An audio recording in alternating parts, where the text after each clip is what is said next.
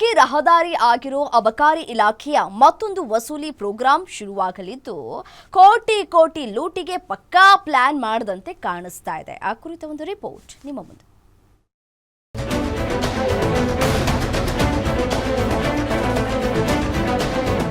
ರಾಜ್ಯದಲ್ಲಿರೋ ಮದ್ಯ ಅಂಗಡಿಗಳನ್ನು ಕಾನೂನು ಬಾಹಿರವಾಗಿ ಹರಾಜು ಹಾಕಲು ಅಬಕಾರಿ ಇಲಾಖೆ ಮುಂದಾಗಿದೆ. ಸನ್ನದ್ದುಗಳನ್ನು ಬಹಿರಂಗ ಹರಾಜಿಗೆ ತೆಲಂಗಾಣ ಮಾದರಿ ಅನುಸರಿಸಲು ಮುಂದಾಗಿದೆ. ಈ ಬಗ್ಗೆ ಸರ್ಕಾರಕ್ಕೆ ಈಗಾಗಲೇ ಪ್ರಸ್ತಾವನೆ ಸಲ್ಲಿಸಿದೆ. ಇದರಿಂದ ಮದ್ಯದಂಗಡಿ ಲೈಸೆನ್ಸ್ ಬಂಡವಾಳಶಾಹಿಗಳ ಪಾಲಾಗ್ತಿದೆ.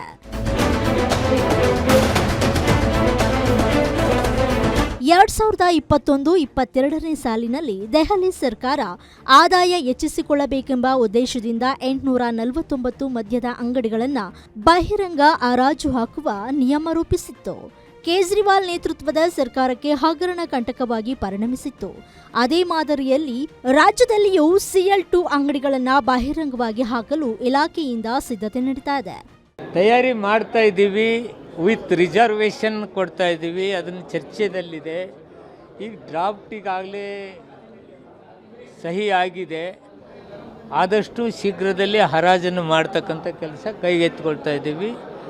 ಅಲ್ಲಿ ನಾವು ಜನರಲ್ಲಾಗಿ ಹರಾಜು ಮಾಡಬೇಕಾ ಅಥವಾ ಮೀಸಲಾತಿಯನ್ನು ಅಳವಡಿಸಬೇಕಾ ಅಂತಕ್ಕಂಥ ಚರ್ಚೆ ನಾಳೆ ಮುಖ್ಯಮಂತ್ರಿ ಸಾಹೇಬ್ರ ಜೊತೆ ನಾನು ಮಾತಾಡಿ ಆದಷ್ಟು ಶೀಘ್ರದಲ್ಲಿ ಹರಾಜು ಮಾಡ್ತಕ್ಕಂಥ ಕೆಲಸ ಮಾಡ್ತೇವೆ.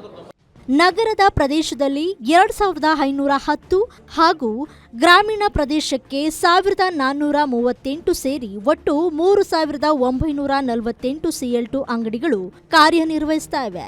ಕೋಟಾದಡಿ ಮಂಜೂರಾಗಿ ಸ್ಥಗಿತಗೊಂಡ ಸನ್ನದು ನವೀಕರಿಸದೆ ಬಾಕಿ ಉಳಿದ CL2 ಸನ್ನದುಗಳನ್ನು MSILಗೆ 2009 ಮತ್ತು 2016ರಲ್ಲಿ ನೀಡಲಾಗಿದೆ. ಆದಾಯ ನೆಪವೊಡ್ಡಿ ಅಸ್ತಿತ್ವದಲ್ಲಿಲ್ಲದ ಮದ್ಯದಂಗಡಿಗಳನ್ನು ಹರಾಜು ಹಾಕಲು ಯತ್ನಿಸ್ತಾ ಇರೋದು ಎಷ್ಟು ಸರಿ ಅನ್ನೋ ಪ್ರಶ್ನೆಗಳು ಕೇಳಿಬಂದಿವೆ.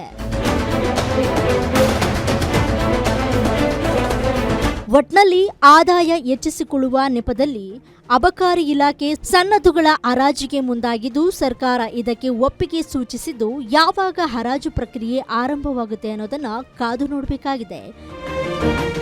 Charan Moodbidri, metro bureau, guarantee news, Bengaluru.